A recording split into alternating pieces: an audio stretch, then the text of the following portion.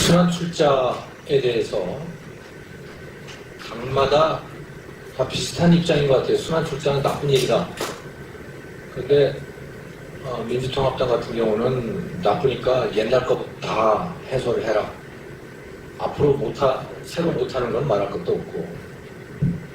전통적으로 새누리당은 그게 나쁘지만, 그래서 앞으로는 그런 거 하지 마라. 그런데 지금까지 했던 거는 그래도 그냥 어쩔 수 없지 않냐? 그냥 가자 이랬는데, 이 새누리당도 이제 바뀌는 것 같습니다. 그래서 그게 뭐 당론은 아니지만, 남경필 의원 같은 그런 분은 기존의 순환 출자에 대해서도 일정 비율 이상인 것에 대해서는 의결권을 제한하겠다 뭐 이런 거죠. 자, 그럼 지금 전반적으로 분위기는 사실은 말이죠. 국민들이 순환 출자가 뭔지를 잘 모릅니다.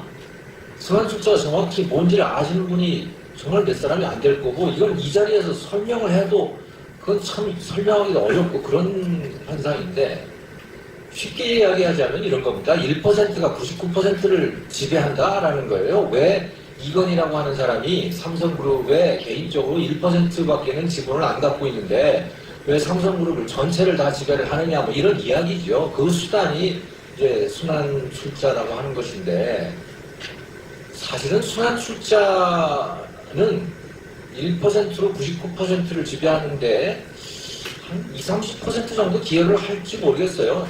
지금 나머지는 계열사를 통한 출자라고 하는 게 이런, 그러니까 개인 지분하고 실제로 행사하는 의결권의 크기하고의 이런 격차를 만들어내는 거죠. 이거 여전히 추상적이고 어려운 이야기입니다. 아무튼 자, 1% 가지고 99%를 지배한다.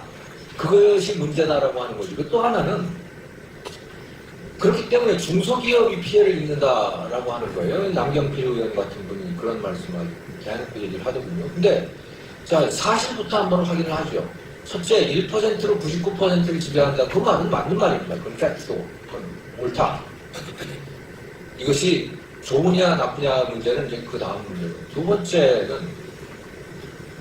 이 순환 출자 때문에 중소기업이 타격을 받느냐? 이거는 사실이 아닙니다. 이건 전혀 근거가 없는 얘기예요. 왜냐하면 중소기업이 타격을 받는다라고 할 때 그걸 말하는 분들의 머릿속에 있는 거는 동네 슈퍼가 타격을 받는다. 재래시장이 타격을 받는다. 또 동네 빵집 뭐 이런 것들 아니겠어요? 자, 그런데 순환 출자하고 그거하고 무슨 관계냐라는 거죠. 예를 들어서 재벌비 삼성그룹이 빵집을 했다고 하는데 사실은 그거는 어떻게 보면 침소봉대죠. 뭐 아티자라고 하는 빵집을 하긴 했지만 그거는 일반 빵집하고는 전혀 고객층도 다른데, 아무튼 그 빵집을 했다고 하더라도 그 빵집은 순환 출자하고 아무 관계가 없습니다. 그거는 그냥 호텔 신라에서 출자를 한 거거나 사업 프로 둔 거거나 뭐 이런 것들이지, 이게 순환 출자하고는 아무 관계가 없다. 동네 빵집 같은 경우에는 이게 SPC 그룹, 파리바게뜨나 이런 데의 문제인데, 이런 데에서 프랜차이즈 내는 거 이거 역시 마찬가지로 순환 출자하고는 아무 관계가 없습니다. 그냥 자기들이 그냥 돈을 투자하는 것이고, 그게 뭐 순환일 이유가 전혀 없는 그런 것이고, 그 다음에 대형 할인마트들이 늘어나는 것도 역시 마찬가지로 그 신세계그룹이나 롯데그룹이나 이런 데서 그냥 가게를 낸 것이지, 또 무슨 순환 출자를 했느냐? 전혀 그거와 관계없는 일이다라는 거예요. 그러니까 중소기업 이슈하고는 전혀 관계가 없는데, 이 법안을 추진하는 사람들은 이걸 중소기업에다가 갖다 이제 월급 매고 있는 거죠. 국민들을 납득시키기 쉽도록. 근데 중소기업과는 관계없다 그러면 순환 출자는 어떤 데에 나타나는 현상이냐? 쉽게 얘기해서 현대자동차가 기아자동차 인수했을 때 돈이 별로 없었어요. 정몽구 회장이 돈이 없는 거죠. 정몽구 개인의 돈이 없으니까 그럼 어떻게 하느냐? 인수를 해야겠는데 또 현대자동차에 회사 돈을 투자를 한 것입니다. 그 회사 돈을 투자를 한 거니까 당연히 정몽구 개인의 지분이라고 하는 건 뭐 그야말로 눈꽃만큼이 되는 거죠. 하지만 그 정몽구 회장이 현대자동차의 그 지배권을 갖고 있기 때문에 여전히 기아차에 대해서도 지배권을 갖고 있는 그런 현상이 되는 거예요. 이제 그게 이제 여러 군데로 돌아다니고 하다 보니까 이제 순환도 되고 반복도 되고 여러 가지 형태로 이제 나타나게 되는 것이다. 또 삼성그룹 같으면은 60년대 말에 삼성전자를 새로 만드는 과정이라든가 뭐 이런 과정들이 보면 대부분 이게 여러 계열사로부터 이제 전자가 출자를 받게 되는 거죠. 이병철 개인의 돈은 거의 없었어요. 이렇게 우리나라 그 재벌 오너들이 개인 돈이 없어지게 된 것도 그 배경이 있습니다. 그러니까 1973년이죠. 72년이죠. 83 조치라고 하는 걸 아마 기억을 하실 것 같은데 우리나라 사채 의존 비율이 굉장히 높은 데다가 세계 경제가 엉망이 됐었어요. 그래가지고 수출이 굉장히 악화가 되니까 이제 기업들이 자금 사정이 안 좋아졌고 그래서 기업들이 다들 이제 부도 위기에 직접 직면을 하니까 박 대통령이 그러면 그 사채 다 동결을 시켜버리겠다 라고 한 거죠. 그래서 한 뭐 5년에 걸쳐서 싼 이자로 갚아라 이렇게 해놓고 그 대신 재벌들한테 요구한 게 있었습니다. 강제로 기업 공개를 시킨 거예요. 이 주식을 싼 값에 팔아라 라고 하는 것이죠. 계속 그런 과정들이 반복이 됐어요. 거의 강제적으로 아예 정부에서 지명을 해가지고 너 공개를 해라 라고 얘기를 한 거예요. 그렇게 되니까 당연히 총수의 지분율은 계속 떨어질 수밖에 없는 것이고 거기다가 우리나라 기업들은 전통적으로 이윤이 나더라도 그것을 배당을 하지는 않았습니다. 배당을 안 하고 그냥 회사에 쌓아두고 그걸 가지고 계속 재투자를 했고 다른 데 또 계열사에 투자를 했고 그랬기 때문에 오너 개인의 돈은 거의 없는, 주식밖에 없는 그런 상태죠. 그래서 새로운 투자를 할 때는 항상 회사 돈을 투자를 해야만 했고 그 회사 돈이라고 하는 게 한 회사만 있는 게 아니고 여러 회사가 계열사들이 뭐 십시일반으로 사정이 되는 만큼 출자를 하고 그러다 보니까 그리고 그런 투자들이 여러 번 이루어지다 보니까 아주 복잡한 출자 관계가 형성이 됐다고 보시면 되는 거예요. 그러다 보니까 그 복잡한 게 순환도 되고 반복도 되고 하여간 희한한 형태들이 다 나타나게 된 겁니다. 원래부터 순환 출자를 하려고 했던 것이 아니고 복잡한 출자가 이렇게 아무튼 그런 과정을 통해서 이제 이루어지게 되는데 자, 그래서 이 순환 출자라고 하는 것은 결론적으로 말씀을 드리면 오너가 개인 돈은 없는데 투자를 해야겠다. 신사업에 진출을 해야겠다. 그럼 어떻게 하느냐? 계열사 돈 가지고 출자를 한 것이고 그렇게 해서 새로운 사업들을 해나가는 거죠. 그러면 그게 개인적인 이익이었냐? 그거하고는 관계가 없죠. 어차피 개인적인 지분이라고 하는 거는 1%, 5% 뭐 그 정도였던 거다 말이지. 그러니까 그렇게 말씀을 드릴 수 있을 것 같아요. 자, 그러면 이 순환 출자라고 하는 거를 순환 출자를 하게 되면 이게 도대체 누구한테 이익이냐 그리고 누구한테 손해냐라는 그걸 한번 따져보는 게 좋을 것 같아요.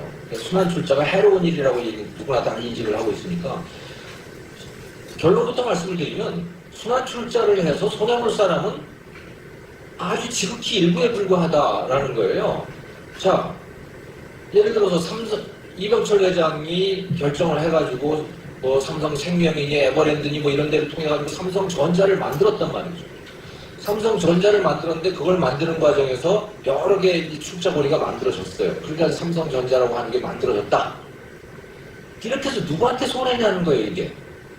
분명히 이병철 또는 이건희 회장이라고 하는 사람이 1% 가지고 그걸 지배를 하고는 있지만 그게 누구한테 손해냐? 거기 임직원들한테 손해인가요? 삼성전자에? 그럴 리는 없잖아요. 그럼 삼성전자의 물건을 사쓰는 사람들한테 손해인가? 전혀 그렇지 않아요. 그러면 삼성전자에 투자를 한 그 수많은 70, 80%에 해당되는 그 외부 투자자들한테 손해냐? 그 사람들도 여전히 이익입니다. 그 누구한테 손해냐 이게 도대체? 그거는 옛날 이야기를 다시 돌아가 보면 사실은 LG 구인의 회장한테 손해였습니다. 그래가지고 이병철 회장이 그 이병철과 구인회가 서로 사돈지간이었잖아요. 그래서 가족 회의도 많았습니다. 이병철 회장이 삼성전자를 진출하겠다고 이제 구인회 회장하고 밥 먹는 자리에서 얘기했을 때 구인회 회장이 벌떡 일어나서 나가버려 화를 내면서 왜? 아니 사돈하는 사업에 뛰어드냐 당신이? 그런데 만약에 그게 순환 출자는 뭐든 간에 삼성이 돈이 없어가지고 삼성전자에 진출을 못했다고 생각을 해보자. 그럼 우리나라의 전자산업의 구도가 어떻게 됐겠는가? 그건 당연히 LG, 럭키금속이 최강이었겠죠. 그 밑에 뭐 군소업체들이 좀 있었겠죠. 아마도 1.5개의 기업 정도가 존재한다고 봐야 될 것 같아요. 지금은 강력한 두 개의 라이벌이 존재하고 있는 것이죠. 우리나라 전자산업에. 그러면 그거는 소비자들한테 좋은 거고, 그건 근로자들한테도 좋은 거고, 왜 훨씬 더 많은 일자리들이 생겨나니까 말이죠. 투자자들한테도 역시 마찬가지로 좋은 거고, 다 좋다. 그런데 기득권을 갖고 있던 LG한테는 좋지 않았다라는 거예요. 자, 이런 구도인데 도대체 순환출자라고 하는 걸 막을 이유가 도대체 뭐냐라는 거죠. 또 현대차가 기아차를 인수하는 과정에서 순환출자가 형성되는데 순환출자 때문에 그러면 인수를 못한다라고 한다면 누구한테 좋은 일인가 그게? 아마 토요타한테는 좋았겠죠. 포드한테도 좋았을 테고. 하지만 대부분의 소비자들과 근로자들에게는 많은 기회들이 날라갔겠죠. 자, 그래서 순환출자라고 하는 게 해로운 일이 아니다라고 하는 것이죠. 이게 모양은 뭐 그렇게 아름다운 모양을 하고 있는 것은 아니지만 이게 경제적으로 보면 없는 돈을 갖고 그러니까 오너가 자기 돈이 없는 사업에서 신사업을 하는 그런 방식인 것이고 그렇다고 해가지고 오너가 무슨 돈을 착복하는 것이냐? 전혀 그거하고는 무관한 일이고 단지 자기의 경영 방식을 새로운 사업에 적용하는 그런 하나의 방법이다라고 하는 그걸 이해한다면 순환출자라고 하는 것은 상당히 유용한 기능을 하고 있는 것이다 이렇게 이해를 할 수가 있죠. 자, 그럼 순환출자를 금지하면 어떻게 될 것인가? 쉽게 얘기하자면 크게 보면 두 가지입니다.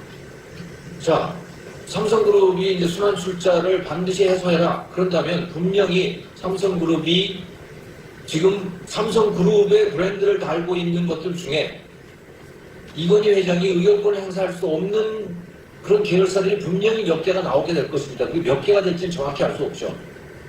자, 그 기업들은 예를 들어서 그러면 이건희 회장이 거기에 대해서 1%만 행사할 수 있다. 그걸 예를 들어 삼성생명이라고 해봅시다. 삼성생명이 1%만 또는 삼성전자의 1%만 행사한다 그러면 다른 누군가가 1.5%만 주식을 취득해도 그 삼성전자는 이제 그 사람의 것이 되는 것이죠. 자, 그걸 원하고 있는 거냐? 라는 거예요. 근데 이제 이 순환출자를 금지하자는 입장에서는 그런 거 아니라고 해요. 그런 거 아니래요. 그런 게 아니면 도대체 무엇 때문에 이 순환출자를 금지하자고 하는 거냐? 지배권을 줄이기, 약화시키기 위해서 하자는 건데 지배권이 약화되면 분명히 지배권이 약화된 그 계열사는 외부의 M&A에 노출될 수밖에 없잖아요. 지배를 못하고 있으니까. 그럼 그것도 아니라 그러면 도대체 이도 아니고 저도 아니라면 뭐냐라고 하는 걸 저는 사실은 반문하고 싶은 거죠. 그래서 계열사 중에 분명히 몇 개가 외부에 그것도 사실 삼성이나 현대차 같은 계열사가 시장에 나오게 되면요. 그건 국내에서 인수할 기업은 아무도 없습니다.